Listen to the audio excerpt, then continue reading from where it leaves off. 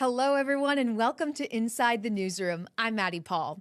Inside the Newsroom, we bring you the trending stories of the Keloland area, and we bring in our newsroom staff members to talk about their experiences as they put that story that you've been seeing on our newscasts and on our website together. We're going to start right away with one of our trending stories, because following the United States bombing on Iranian nuclear sites and then also Iran's retaliation attack on Monday to a U.S. base in Qatar, there's been this consistent question on the minds of many, and that is, what's next? Our reporter Dan Santella spoke to one local retired general about his thoughts. Option one is to recognize their own vulnerability and come to the negotiating table. The probability of that happening is probably close to zero, maybe 1%. And even if they did come to the negotiating table, they've never showed themselves to be trustworthy anyway. Second option would be to make an immediate retaliatory strike against maybe U.S. bases. And that is exactly what happened on Monday. Dan joining me now at the digital desk to talk about this exclusive interview. Dan, what else did this man have to say to you about Iran's options? Well, and he also said a third option would be for them to sort of sit back, and the word he used was bide their time. Of course, retired General Hartzell proved to be right that Iran did make a move toward American military interests shortly, or the news came out shortly that they had done that. I think the interview was Monday morning at 11, and right around noon or so, we started to hear about Iran's retaliation, as you said, at the American base in Qatar. So we had that, and then, of course, there's been news of a ceasefire since then. General Hartzell's talking about he shared support for the Trump administration's strikes on the Iranian facilities, and he talked about how he views Iran as an evil regime, talked about, as you said, their options that he might have, or excuse me, that Iran might have as well. So it was interesting talking to him and then seeing a short time later that, well, one of those options came to fruition. How is that like for you? I mean, as you said, you had that interview in the morning, and then in real time, you are watching one of those options that he said come to life. And how did that change as you were, or how did that change your story as you were planning yourself, putting it together? Well, you know, it's a very fluid situation. Anytime you're dealing with international affairs and attacks or ceasefires, everything can change in an instant. So I know I interview him, but you have to take that as having happened in a moment of time, and your story could change dramatically, you know, over the course of a half hour or an hour or so. And I explained that in my reporting last night, too, when you know, putting together some of the story that, you know, we did the interview with General Hartzell at 11, and then a short time after that, we learned about the Iranian retaliation. That's just the way it goes with international affairs and these heightened tensions in a volatile part of the world. So then not only am I logging my interview and figuring out how I want to put the story together, but, you know, keeping an eye on different developments. What's the latest on the Associated Press wires coming in from CBS and on social media feeds, because you want to make sure that, you know, what we eventually put out there and publish isn't dated in any way. Yeah, not dated. And as those facts are coming in, you know, I watching all that news break yesterday too, you know, there's a lot of fear and a lot of uncertainty. Your story led with that question of what's next, and we keep seeing that now. But with your interview with the retired general, is there anything that he said that shocked you or sparked you to think, oh, I didn't think about this point for my story, or anything like that? Not especially. I've done several interviews with General Hartzell over the years. I think maybe even dating back 5 or 6 years. He lives in rural Lincoln County. He's a retired 2-star Major General with the U.S. Army. The man has lived through and experienced a lot of history. I believe I did a story with him a few years back following the passing of General Colin Powell, and there had actually been, I believe, General Hartzell had actually briefed Powell. So he's, you know, he's experienced a lot through his time and in leadership in the armed forces. So, and then, you know, you after a few interviews with him, you develop a rapport with him and have a feel for what he might share. And it's just he's a nice expert upon whom we can rely for thoughts when these different, hot spots flare up. I think we've talked to him about tensions on the Korean Peninsula, obviously the Middle East, passing of key American military figures. He's kind of like one of those people like, okay, let's chat with General Hartzell when, this development is happening. He's a local expert that's just right here, Lincoln County. You're talking about your rapport with him and this years of interview experience and this relationship that you have with him. How do you think your story comes to life because of this relationship that you've developed with him? And how do you see this in all of your stories when you have this established connection with the person you're interviewing? Readers or viewers, they're pretty intuitive. They can figure out when there's a good relationship between an interviewer and an interviewee, right? And you always wanted to have that be a conversation rather than just someone asking questions and someone answering, right? And so I do think people can tell when there's a comfort with the people we're interviewing and when the person we're interviewing feels comfortable to talk with us. Now, that's clearly not always the case, right? If we're covering a public meeting or a contentious issue, someone might not be super jazzed to talk with us about a pointed topic, right?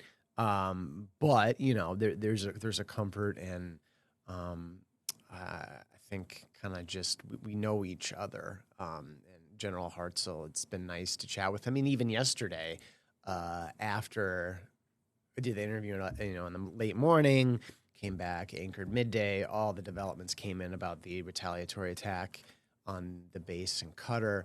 And I just texted him. I said, obviously we've had a significant development that we did not know about since I interviewed you. Is there anything you'd like to know, or anything you'd like for me to include in my report that you think I should know? And he's like, hey, thanks a lot. Appreciate it. Not really. He said, the attack on Qatar, or rather on the American military base in Qatar, was not surprising. And no, it wasn't, because he had, in a way, foreseen it. I mean, and so that was interesting. But yeah, and that's not the first time that's happened either, when you interview someone and then the interview becomes a pinch dated, right? Because there's been a data point or two or three that has come in after that. It doesn't necessarily mean you can't utilize that interview, but maybe you want to follow up with him and say, hey, anything else you wanted to add? Does this change your thinking now that, that event happened? Dan, thank you so much for joining me at the Digital Desk. We're wrapping up on time. And what story will you be uncovering tonight? I am looking at announcements from South Dakota Attorney General Marty Jackley about significant charges related to alleged criminal activity, I believe, at the South Dakota State Penitentiary, at least within South Dakota DOC facilities. So that's coming up shortly. So I'll be talking with him, and he'll be having a news conference. And I think the tentative plan right now is for that to air at 6 o'clock Central Time tonight. Excellent. Thank you so much for joining me, Dan. Thanks, and Maddie. Stick around, because we're still talking about Middle East tensions and also if National Guard troops from South Dakota may be involved. Stick with us. We'll be right back after the break.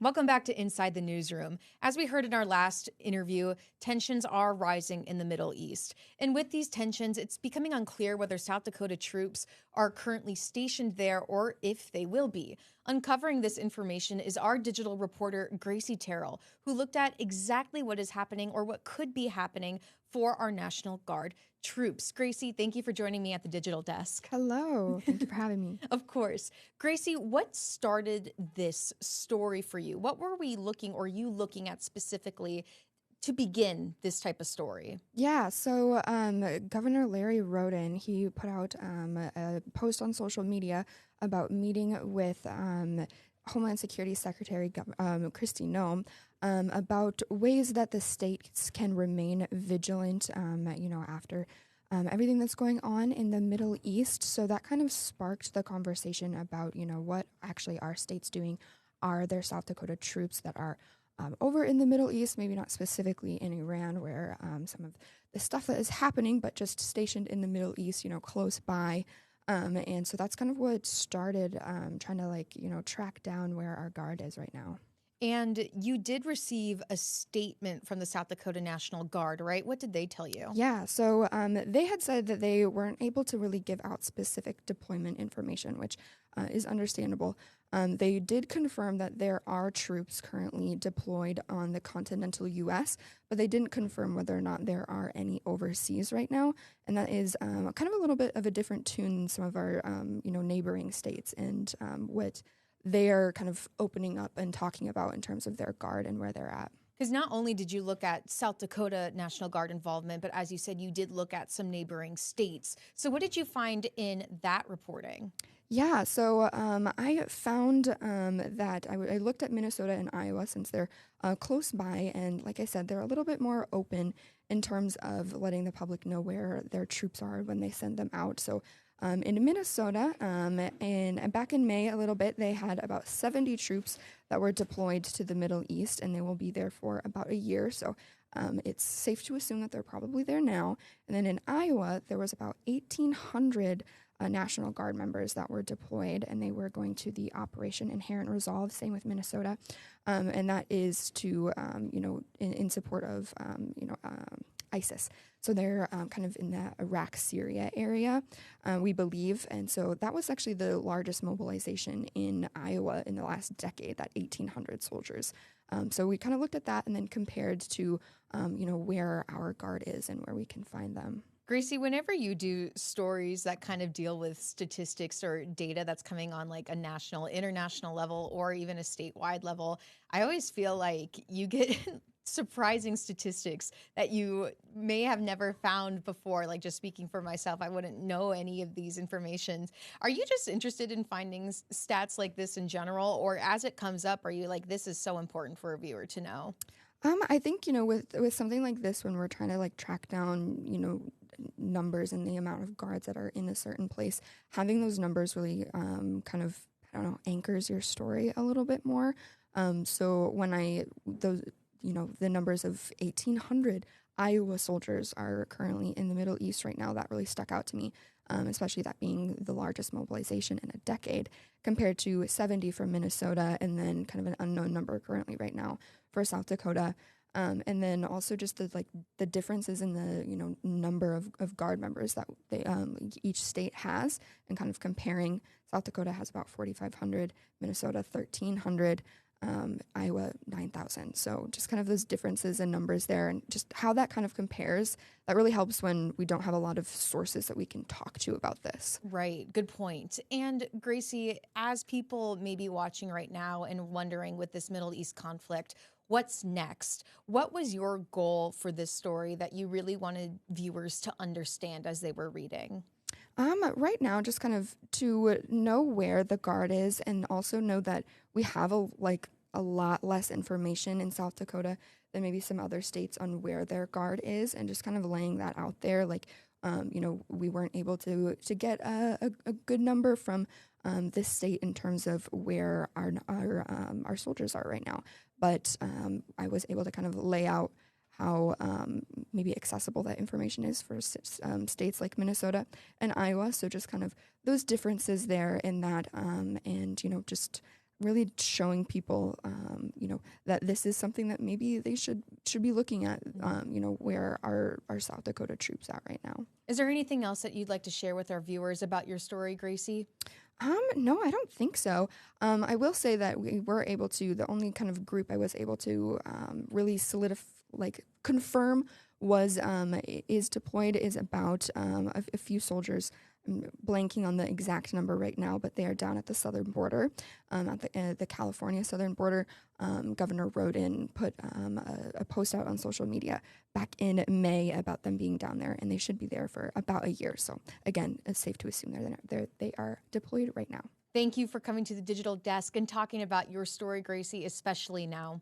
Of course. Thank you. And still to come on Inside the Newsroom, we are looking at some June rain as some thunderstorms are on the way. A meteorologist has their full report next on Inside the Newsroom.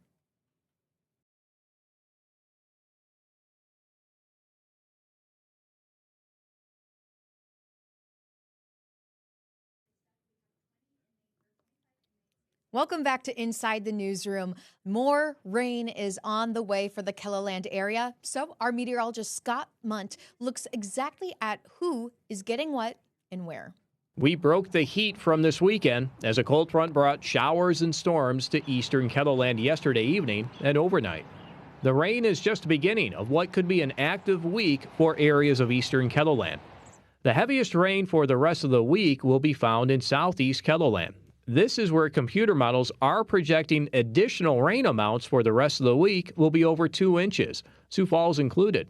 Amounts are less to the north and to the west. Keep in mind, some storms will contain periods of heavy rain, so amounts of more than 3 inches will also be possible. While we'll have several days with rain in the forecast, the heaviest rain can be expected late Tuesday through Wednesday. This is when widespread 1-inch amounts or more can be expected. After the recent heat, the rain will be good to quench the land's thirst, but as odd as it sounds, as long as it's not too much rain and flash flooding becomes a concern. That was our meteorologist Scott Munt reporting. And if you want to keep up to date on that rain that's expected to come in tonight and tomorrow, I think we're watching for some thunderstorms. Then make sure to go to KELOLAND.com under our weather section to look at our live Doppler or any updates that our meteorologists are posting. And of course, our evening newscast will put all of that information out for you. Speaking of rain and weather, especially for June, there's lots of flooding anniversaries to uncover. And we're talking about one area in southeastern KELOLAND that our reporter looked at yesterday. Stay with us. We'll be right back after the break.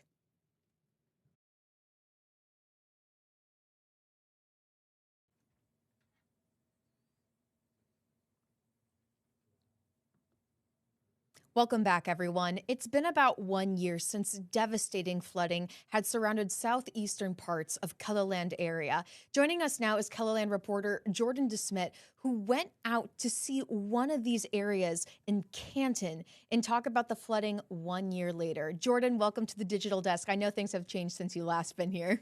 Yeah, it's awesome. You got an awesome setup here, so it's really cool. You feel like you're at a podcast, right? I do. I can have a good conversation with you. It's not as formal, I don't think. So, yeah, good. Yeah. I'm glad you feel that way. Let's get into your story from yesterday, because it had been about 1 year since we've seen some flooding in Canton.